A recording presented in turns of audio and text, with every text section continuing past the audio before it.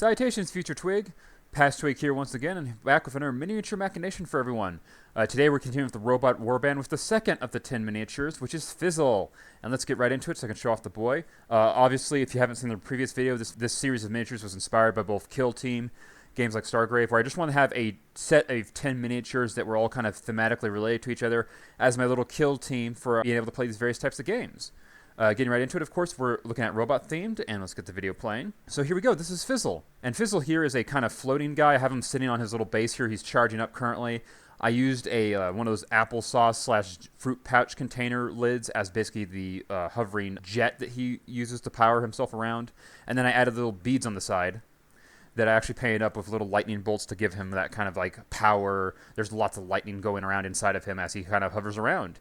And then I had this old bit of a razor, which I actually used, as you can see, as the back fin for him. And then I also had another part of that same razor with a couple of little LEDs on the front to act as his little eyeballs. And then I also used some capacitors and some fake fingernails, again, to basically make his little like rear fins, his little side fins he has kind of coming off the side there, with a little bit of zip tie to help serve as the little connecting bits to connect them back to the main body. And finally, his main body is a really large, big, rounded capacitor. And yeah, it's amazing what we can do with just a couple of components and throw them together. Base, of course, is the same thing, where it's just a bottle cap that I put some orange like baking soda on to act as Martian soil, with as well a little bit of silver, metal, and such. And he's sitting on top of his old ancient charging base.